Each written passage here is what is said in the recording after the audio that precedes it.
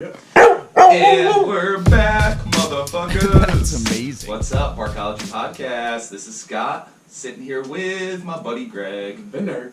The nerd, Wagner. His last name's Wagner, so Wagner was his nickname for a little while. I don't know really how that came about.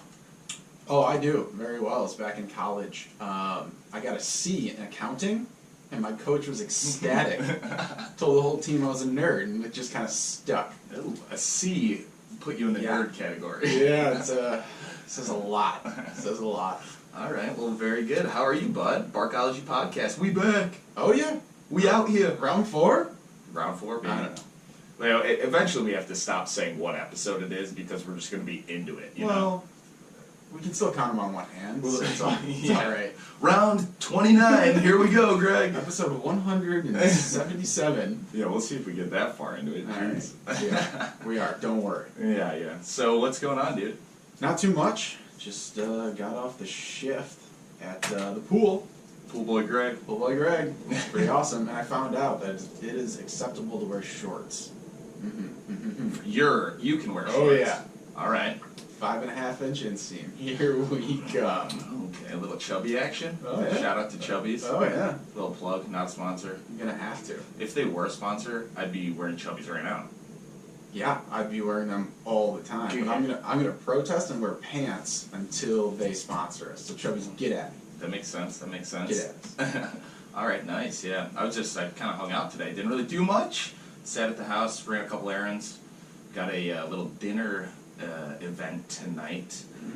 But last night it was Leah and my 5-year anniversary. Well, congrats. Thanks, bud. Thanks. Wow. Yeah. So it's kind of weird though because we're engaged and we're about to be married in the summer, but we're still celebrating like our anniversary date from when we started dating. It's kind of like in that weird spot. Like you obviously don't celebrate. Like when do you start celebrating? Like the time you got engaged or like something like that. I don't know how that shit works. You're looking at the wrong guy.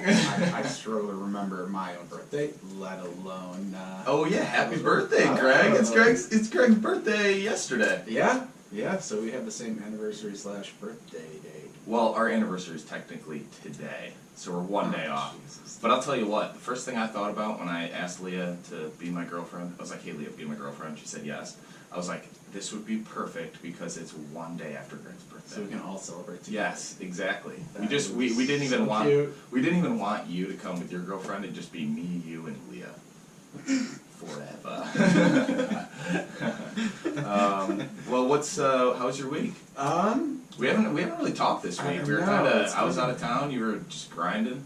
Yeah, it's been busy. Like I said, had my birthday. Didn't do anything. My girlfriend has been pretty ill for the last few days, which is Sorry. definitely a bummer. I just hope she gets better quick here. Mhm. But birthday wise, we're gonna postpone everything to next week. So you're more than welcome to attend the festivities next week. I shall be there.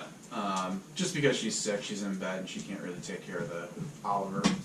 Yeah. Dog. Yeah, keep her in there, man. Make sure she's getting all her fluids, resting. Oh yeah, she doesn't listen. Yeah, The worst. she's a workaholic, man. Oh, she never stops. She's sick, and she's sick for like 2 weeks, and I'm sick for a day because I take time off and hydrate and do the right things. Yeah, and she just keeps working until she gets out of bed, tries to get in the shower, and almost passes out. Like This is not how it's supposed to on go. death's door. I have to force her to drink water and electrolytes. She refuses. What are you doing? Yeah. Well, Yeah. there's a positive, negative Yeah. situation in there. Her mom asked me to go get a thermometer, and I'm like, the girl's got the shakes and the sweats. I'm like, I'm pretty sure she's got a fever. I don't need a thermometer to know that. Yeah. If you need a thermometer, though, I stole one from the vet the other day, so haven't cleaned it. You can use it. Thanks. How funny is it though when you go to the vet and your dog knows something's up, Oh, and they come out with the yeah. thermometer and they're like, "Here, have some treats," and the Yeah. dog knows something is wrong. It's just Yeah. in the air, and then whoop, right in the bunny hole. And they sneak it in there, and it kind of freezes you up. You're like, oh, can't move. Ugh. Even dogs that aren't very whatever, they could be nice dogs or aggressive. As soon as you stick that thermometer in their butt, they freeze up. Oh yeah. But yeah, so funny story about Oliver's fourth trip to the vet. So I took him alone, right? Mm-hmm. Does his whole vet visit, and he's really good at the vet.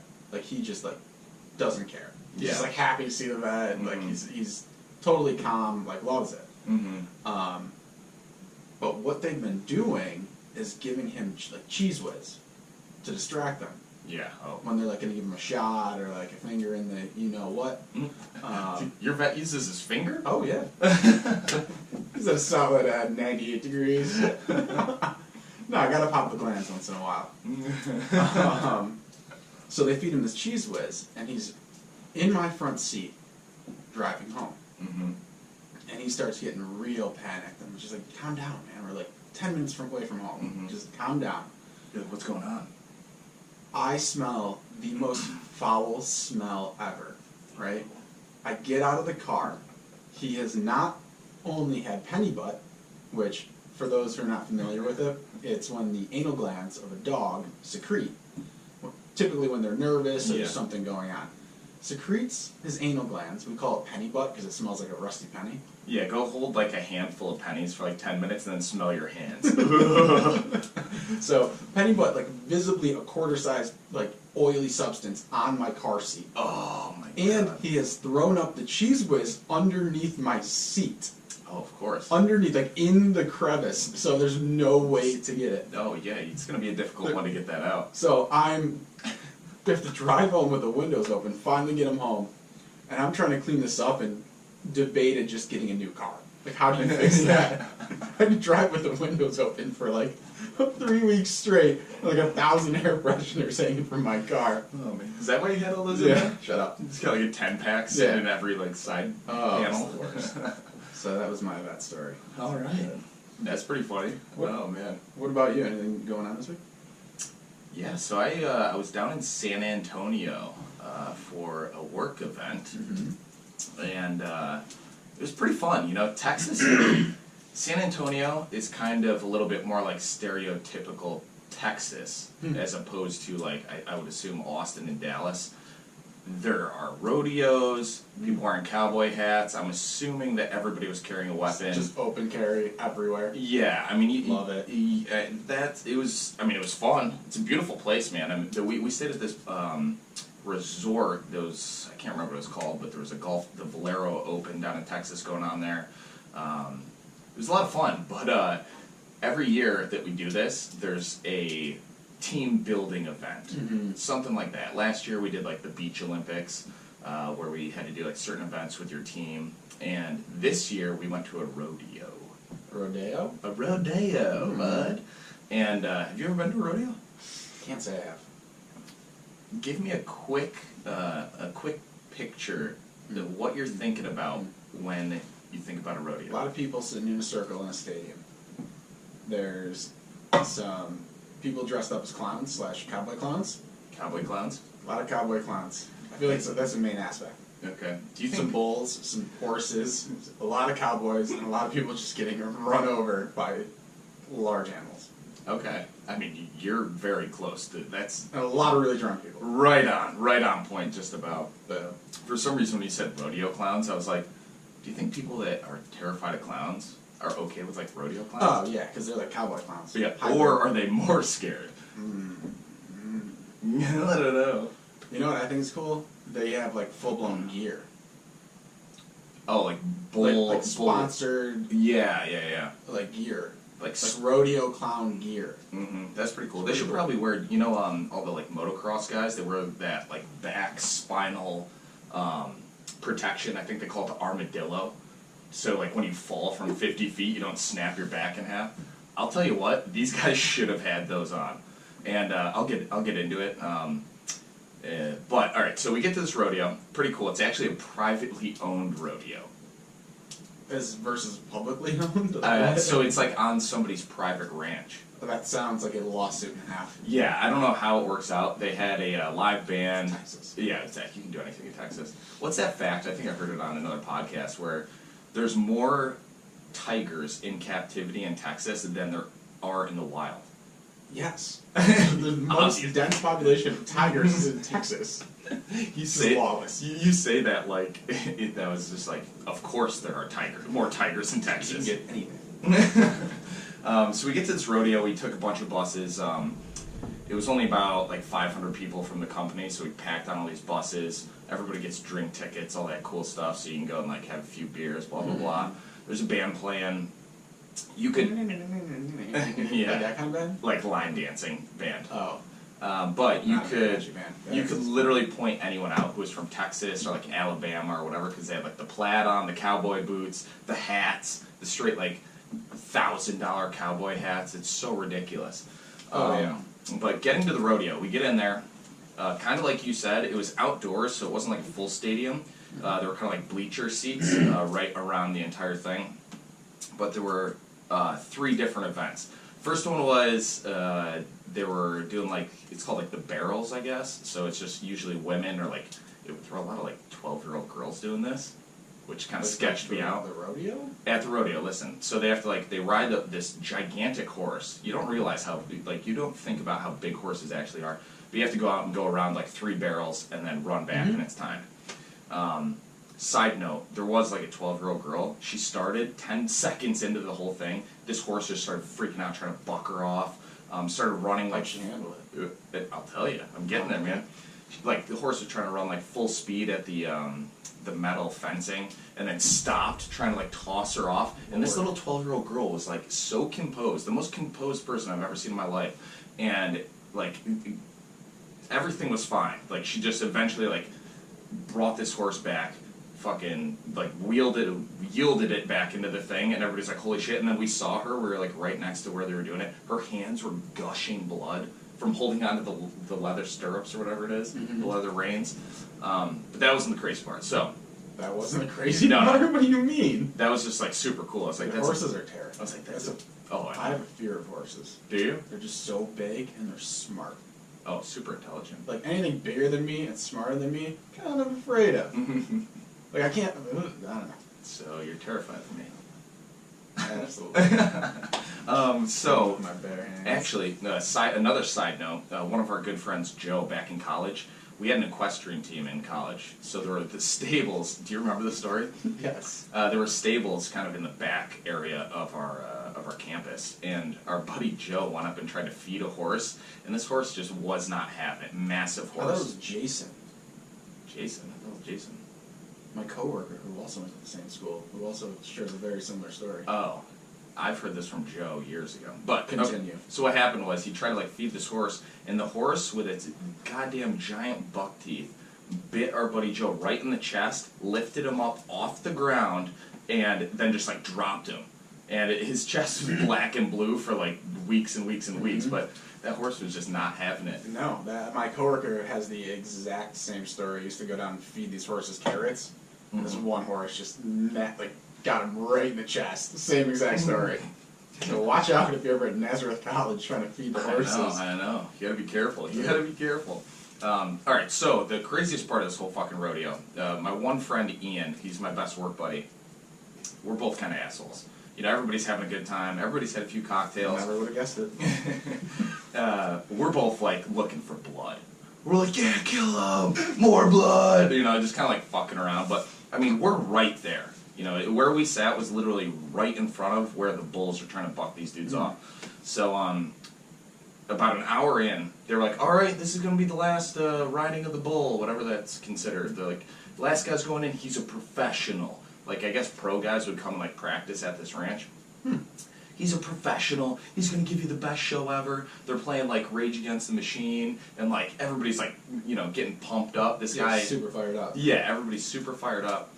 This the guy finally comes out of the gates. This bull literally bucks him off in like 4 seconds. Okay, and we're like, okay, that's it. But then the guy's foot gets caught in the rope that's wrapped around the bull. Stirrup. Well, I think the stirrups where your boot goes in. I'm not a horse guy. The rope, though, so when you're riding the bull, you wrap a rope around the entire bull, hold on with one hand. That's not where you want your foot. Yeah, so his foot somehow gets caught. After he falls off, his foot gets caught on the rope underneath the bull, and this bull just starts stomping him out. I mean, literally, like, stomped him like 5-10 times. and all the rodeo clowns are like trying to, you know, get the attention of the bull, and this bull just bucks one right in the face. So this guy's gushing blood, okay, right in front of us, 10 feet away from us, gushing blood. His face is like just blown up, and eventually the guy's foot like slips out of the rope. The rodeo clowns that weren't fucked up go and grab him, and this guy's so out of it. I mean, he must have had internal bleeding, all that bullshit. He's so out of it, concussed, he can't really walk, but the bull's coming back for more. So the rodeo clowns just sling this guy's like limp body over the metal fencing, where we're like, we could almost like touch this dead person. He wasn't actually dead, but we could almost touch him. And they're like, God, get the bull out of here, like freaking out, and we're like, holy shit. And my buddy Ian and I, who were looking for blood, we're like, no more, we don't want any more. Too much. Yeah, we're like, please take him to the hospital. And we looked at this kid, and I don't know what type of like rules they have in Texas. He must have been 16. Super young. Super young. So, you know, it turned into a pretty exciting event, but, you know. I mean, if that's what you're looking for. Yeah, you know, you think you want the intensity, and then once it happens, you're like, I'm a pussy. Right? But, you know, going back to that 12-year-old that was riding the horse, and then this kid who's like 16, Texas breeds some pretty badass people. I'll tell you that. Oh, yeah. So that's my, that was my week. That was there for 4 days, now back. I don't know how I top that. But yeah. So, a couple highs and lows this week. Obviously a low, my girlfriend getting sick. But that's alright. We just want her to get better. Right? Get better. Started reading The Call of the Wild by Jack London. Okay. So, I read the description of the book, and it was it's from a dog's point of view. Dog goes into Alaska. It has an epic adventure in Alaska as a dog sled, and a racing dog, and yada yada yada. So I'm like, oh, this is going to be a pleasant book. I'm like 2 pages in, dog gets kidnapped or dog napped, beat into submission, and then like dragged up and like forced to be this sled dog. So I went from like these awesome expectations to like, this is terrible. Like, I'm so absolutely distraught right now. What the hell? This is not what I was expecting. No. So, good warning, if you plan on reading it, it's not a pleasant start. Okay. Yeah, I mean, I'm actually reading a dog. This is kind of weird. I was given this book before we decided to start the podcast. It's a dog book as well. I'm about halfway through. It's called The Art of Racing in the Rain, told from the perspective of a dog as well. And it's similarly to your story. I'm about midway through, and it's going to be the saddest book I have ever read. Told from the perspective of a dog, like I said, but the family, the mother has a brain tumor, which is just absolutely sad because it's an extremely tough disease to recover from. Pretty much everybody dies if it's a high-grade tumor. And it's just so sad. But, like, it's written very well. All right over there? Yeah, I'm fine. All right. It's written very well, so it's actually like, it's an easy read for sure, but like, you would picture like, from the perspective of a dog, it'd be kind of dumb, but this dog's like the intellectual one, you know, how he perceives things and stuff, so it's kind of cool. So check that out. Love that book. Love it so far, but I know I'm probably going to cry for the first time reading a book ever. I don't have a good enough imagination to really put that all together. I'm sorry. Anyways, so another really large low this week. Actually had to call the Humane Society. So there's this dog that lives on the street over from us. Okay. And I can hear this dog barking at like all times. When I let Oliver out in the morning, when I let him out at lunch, at night, as late as like 11. Always barking? Just always barking, always outside. So finally, after like a couple days, I mean, and these are like really cold days, because my girlfriend heard it on lunch, so I finally called to basically tell them, like, hey, I'm pretty sure this dog's went outside, no shelter, no water, anything like that. So hopefully they at least went over and said something. I never received a phone call from an investigator, so I'm really hoping they did something. But we won't know. I still do hear this dog barking, not as frequently, so hopefully that gets taken care of. If not, I'm debating just like stealing this dog like losing its collar and just like bringing it in, just being like, oh hey, I found this dog just wandering the streets, and just like praying it doesn't have a tracker so they can't like go get it again. But that sucks, man. But I mean, it did the right thing, I think. Oh yeah, it's upsetting when people just leave their dogs outside. It's really really cold up here. So. Yeah. But you want to know something that's kind of sad and fucked up, depending on how you look at it? Not really. All right. Well, sorry, folks. It's gonna get a little dark. No, but during the a few weeks ago, it was negative 35. I think we talked about it on one of the other podcasts. It was super cold, and there was this announcement on the radio in all the Rochester stations saying, "Hey, there's this dog out in this farmhouse that's just outside. Like somebody like come figure this out. It's like some dog." And I was listening to it when I was just in a commute for work, and one of the guys that called in, he goes, "Hey, this is a farmhouse, man. It's private property." He goes, if you didn't grow up on a farm, days like today, the next couple days when the farmers go out to check on the cattle and their pets and stuff, there's going to be a couple dead goats, a couple dead dogs, a bunch of dead cats that just fucking freeze to death. Ugh. And that's part of like having a big, huge institution of a farm. And that's just part of the whole thing. So like people on the outside look at it and like, oh god, blah. And it is terrible.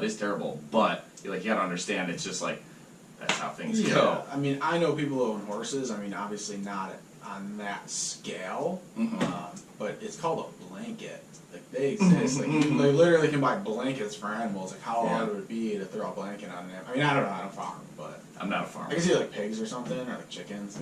Yeah, fuck those pigs. It's kind of hard to put a blanket on a chicken. You gotta catch it. But like a horse or like a cow, like or bring the dog inside. Is this a very subtle Rocky reference? You gotta improve your footwork, catch the chicken. All right, I was trying to lighten it up. I was like really trying to figure out where you're going with that. I just picture him doing like sit-ups and pull-ups in the barn. Like the Russian. One of the most awesome training videos of any movie ever. Yeah, it's like hiking up the mountain in the deep snow. It's pretty unreal in Russia. All right, let's get into the what are we gonna call it?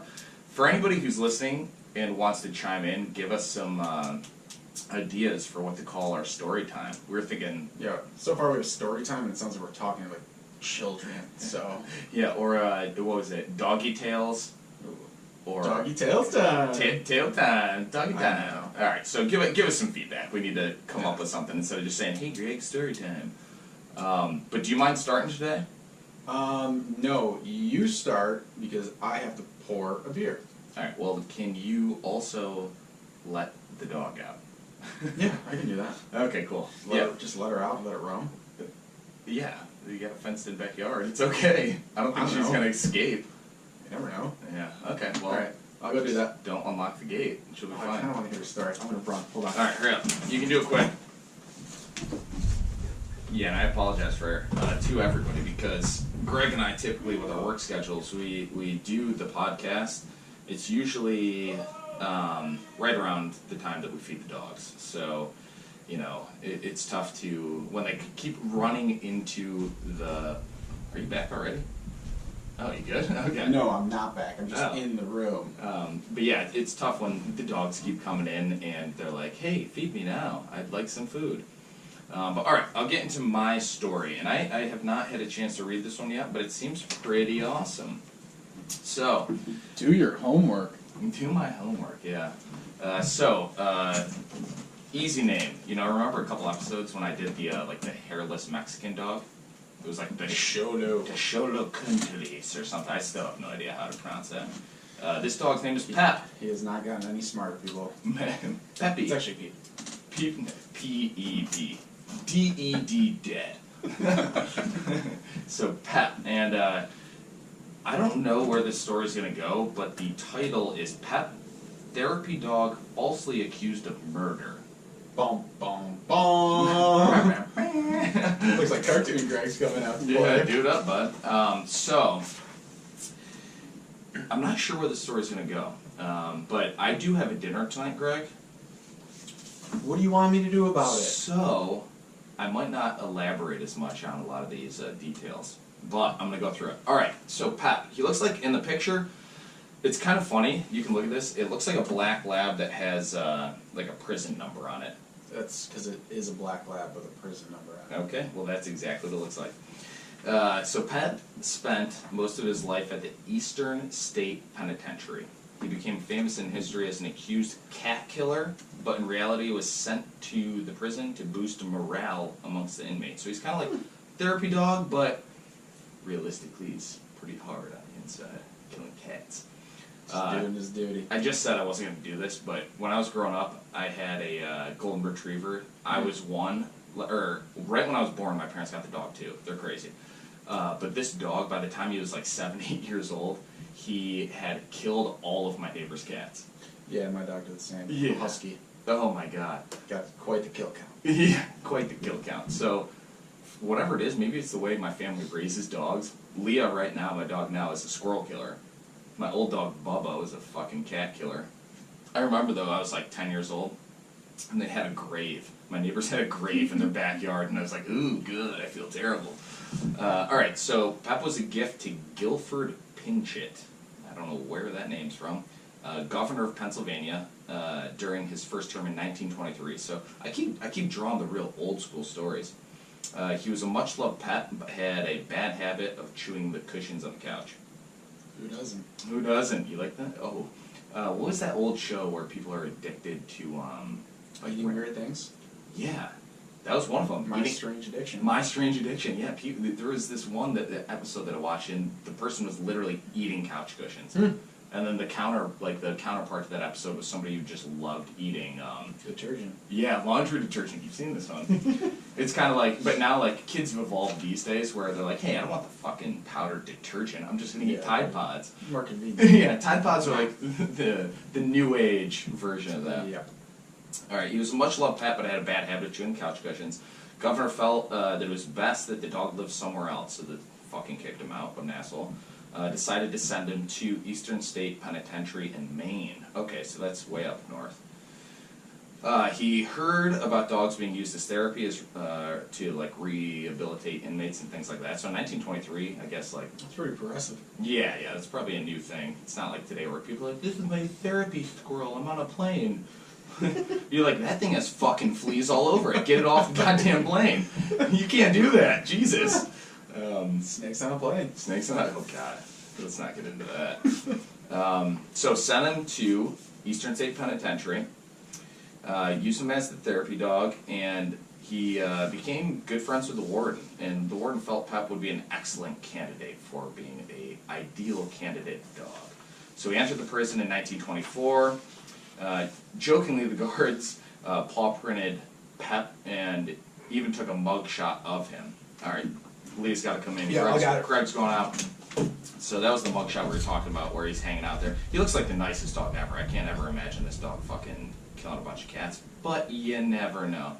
It's kind of like my old dog Bubba that used to chomp the cats. He would chase cars, no joke. He actually broke his leg one time, and I was too young to really know what was going on, but he was chasing a cat or chasing a car. I can't remember the story exactly, but he didn't get hit by a car. He was running so fast across the street, he ran into the side of a car and broke his leg like a fucking idiot. All right, let me find out where I was. So he actually got an inmate number, which is kind of funny. So he's actually in the intake logs and the inmate records, which is wild as a dog. I don't think that's legal nowadays. Word got around in the stories published in newspapers saying the governor used his executive powers to sentence his dog to life in prison without parole. Why do you do that? I don't know. If you're a dog, though, you're like, hey, I'm in prison with some homies. I got a nice little cell. I die when I'm like 10. Most labs die by cancer. Sucks, but yeah, okay. So according to this guy, Dick Fulmer, don't know who that is, he worked at the penitentiary in the 60s. Spent years researching the facility's history, so I'm guessing, when you work at a prison, you go to the library and you're like, hey, let's see what I can find out. There's not much else to do. You're not like, hey, let me try to get a tan. That's not something Oh, no, you got all day. Yeah, exactly. So he found out that it was a false accusation, and it was written all of politics. So for whatever reason, I guess, I've been reading it right now, I thought that this was a joke, but I guess they actually put this dog in prison for his life. which is kind of ridiculous now that I think about it. I thought it was a joke, and they actually gave him a life in prison. All right, in 1926, Cornelia Bryce Pinchot, God damn it, these names suck, the governor's wife issued a statement to New York Times clearing Pep's name. So it's almost like making a murder where they're like, hey, you did it? Maybe you didn't, but there might be a conspiracy here. We'll see what happens.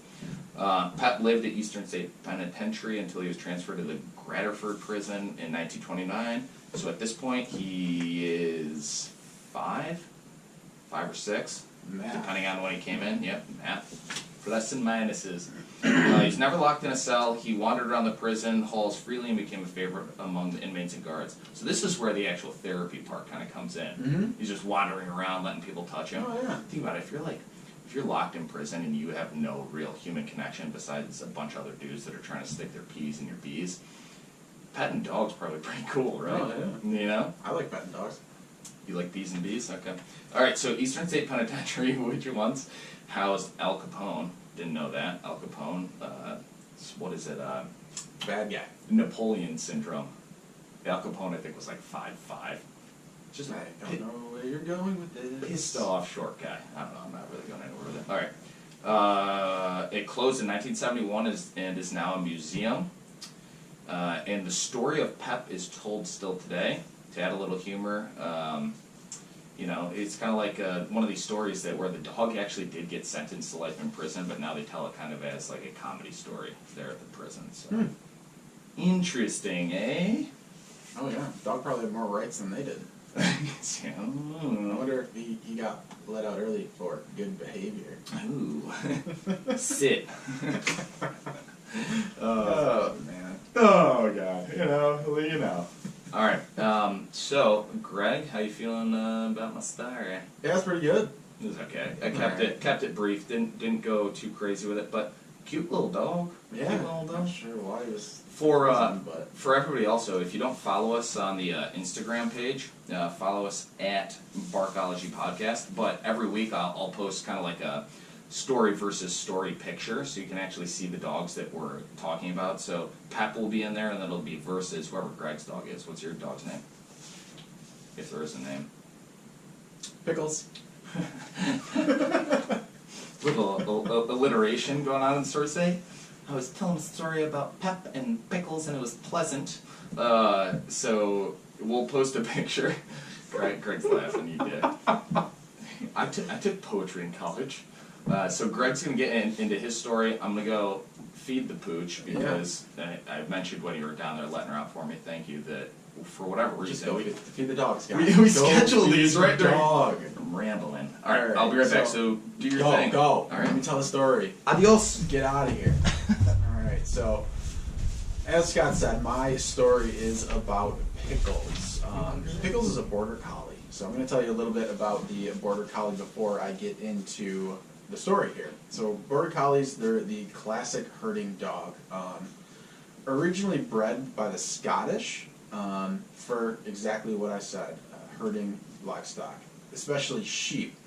You know, they look very similar to almost like a smaller golden retriever, black and white coat, really, really intelligent and obedient, high in energy, very athletic, and frequently compete with great success in sheepdog trials and dog sports. So this is probably one of my more favorite dogs.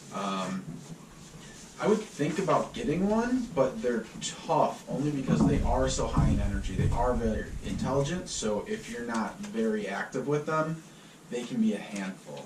So it's like, if you're going to get one, really need a large backyard, a lot of room for them to run, a lot of mental stimulation. So right now, I don't have that. Who knows? Maybe. What type of dog is this? Sorry, Border I'm back. collie.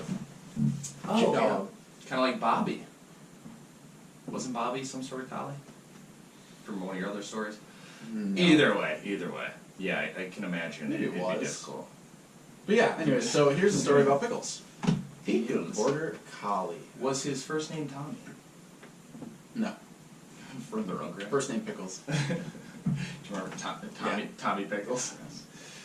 For you Yes. 90s listeners. I'm going to tell a story now. I will continue to interrupt you. I'm sorry. Okay. So in March 1966, the Jules Rimet Trophy was stolen. Dun, dun, dun. What's the trophy for? It is for the World Cup. Oh. Yeah. No, yeah. World Cup. For soccer? Yep. For football? Mm-hmm. It is a football? Mhm. Alright, cool. Was stolen from public display 4 months before the World Cup was due to kick off in Wembley Stadium in London. A week later... Wembley. Wembley? Thank you. It's like the big, Onward. onward. A week later, Pickles and his owner, Dave Corbett, were going for an evening walk when Pickles spotted a package, tightly wrapped in newspaper, under a small tree near the South London home. Because the IRA were active in those days, Corbett was hesitant to open the package, thinking it might be a bomb, but his curiosity got the best of him. And what time, when was this? 1966. Okay. Keep up. Well, you said Keep it. up. I wasn't in here when you said it. No, you were. Alright, no. 60s. So, some A-side. Forgive Scott, everyone. They were on their stroll, found a package. He was nervous that it was a bomb because the IRA was active in those days. Okay. So he tore a little bit of the newspaper off and saw a shield which he recognized right away as being a stolen trophy, minus a small piece of the trophy. So they found the trophy.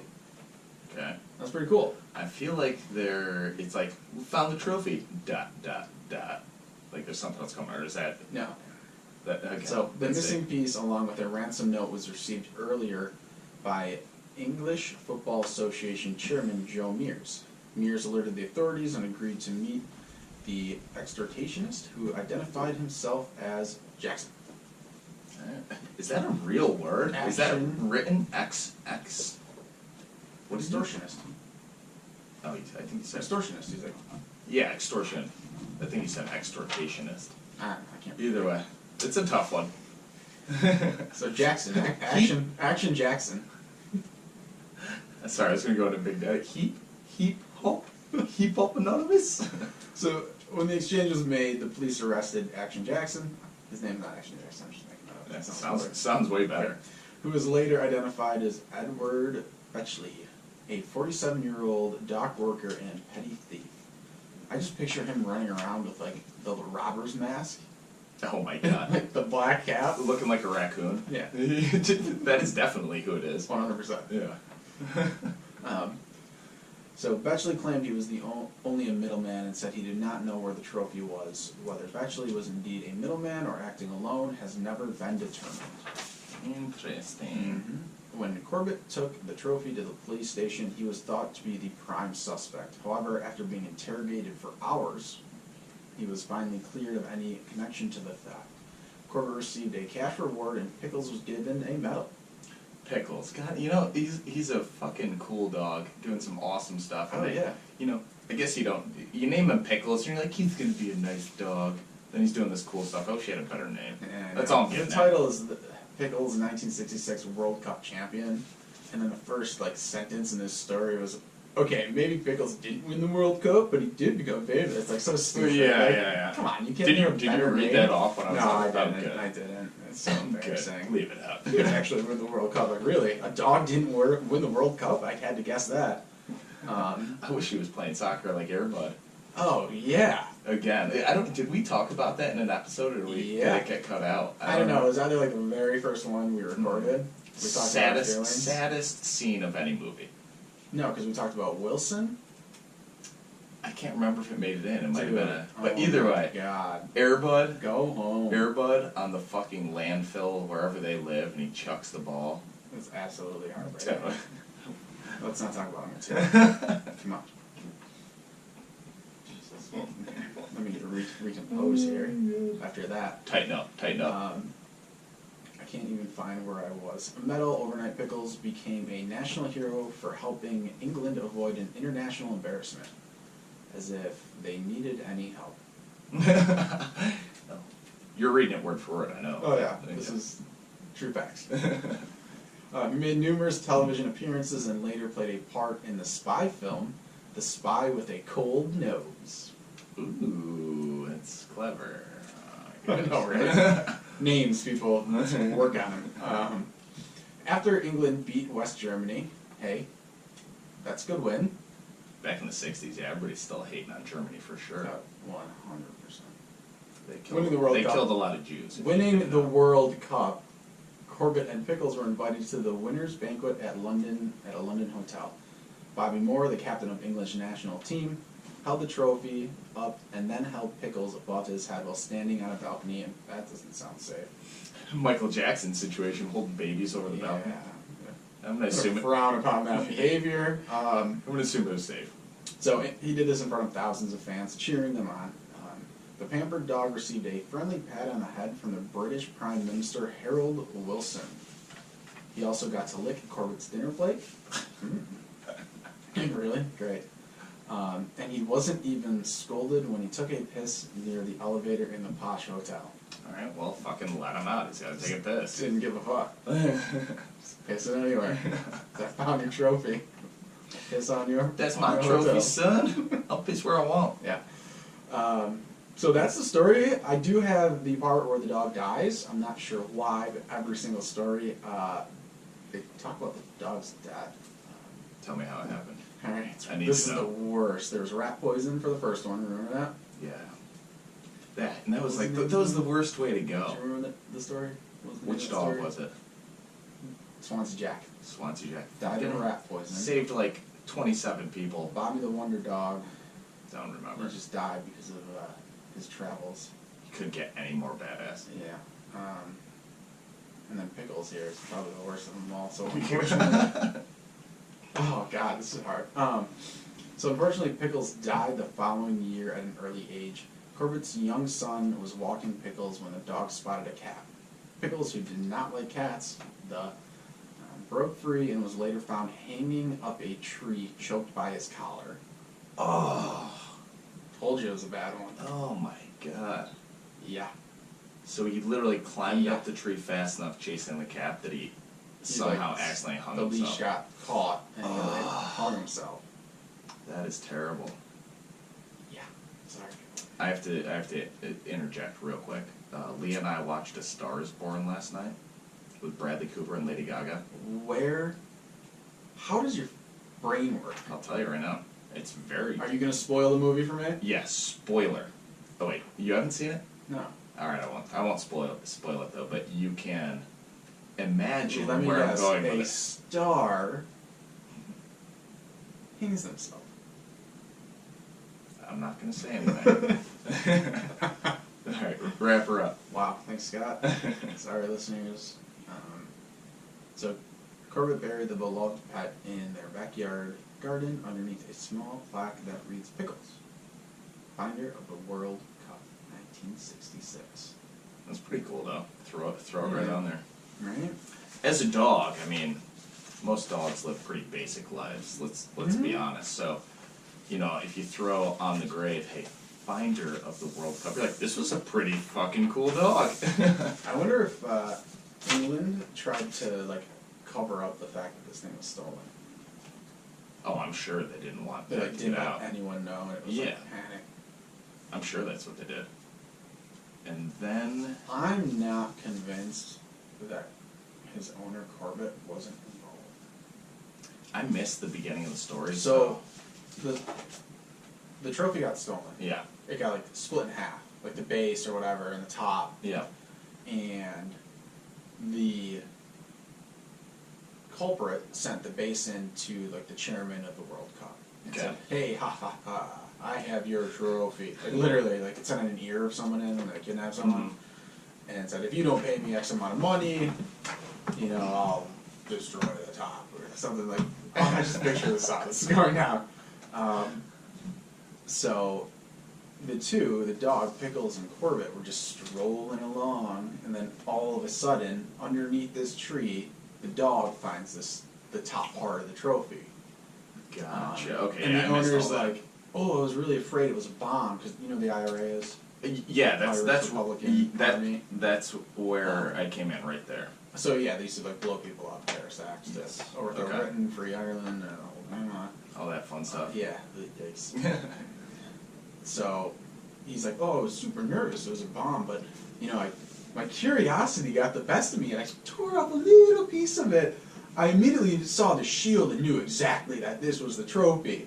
I'm like, Okay, but I'm like, so first off, this guy steals this trophy and decides I'm just gonna hide it under a tree. yeah, not Like, not I'm a not great buying spot. this. Yeah, not a I'm- great I'm- spot.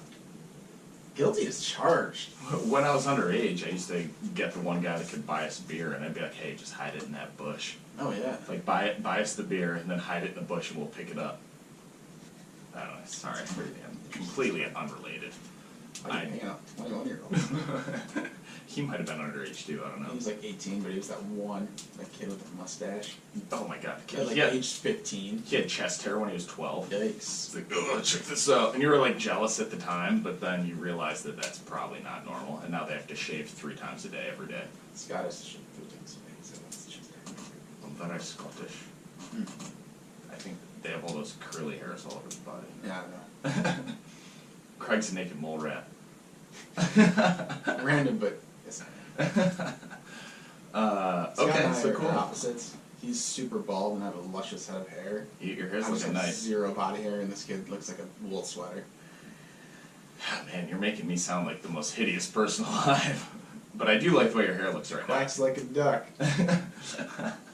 Oh, you know what I thought? Greg and I used to use this, I don't even know what it'd be, this sentence. I don't even know how to categorize it. But I forgot where we heard it, but it was, you build 1,000 bridges, you suck one dick, and you're a gay. No, you're still a cocksucker. Oh, you're still a cocksucker. I don't know where that's from, but you were kind of just putting me in that category. Hey Scott, Yeah. build 1,000 bridges, but suck one dick, Yeah. still a cocksucker. Yeah, yeah. So, I don't know where we're going with this right now. But, alright, so your story's over, huh? Yeah. Good story. Good story. Nice. Missed the beginning, but now I get it. Now I get it. Yeah, we gotta work. Alright, so let's wrap this thing up because I gotta get to dinner. I don't know what is for dinner. Hopefully something yummy. Well, sure. But some news for everybody. We've got some high demand for apparel, which is surprising to me because we didn't plan on this at all. We were kind of just going into the podcast thinking, hey, let's just have a little bit of fun. But we've gotten a lot of requests for like t-shirts and stuff. So we have a buddy who has, he developed a website, sells shit on it all the time. We are going to have apparel coming out soon, Greg. Alright. Alright, come on, be excited about it. Oh, I'm pumped. This is Yeah. my excited face. You look like you're trying to seduce me right now. Am I? You might be, I don't know. Let's turn the camera off. So yeah, we're gonna come out, we'll probably have, I'd say maybe like 8 different variations of stuff, like a t-shirt, sweatshirt, we'll have iPhone cases, probably mugs. Mugs would be kind of cool if we had our dog logo on a mug, like a coffee mug. I'd buy that. But we'll let you No know. one cares what you want. Yeah, it's all what It's they the want. consumer. But we'll have that coming up probably in the next like few episodes. We'll give you the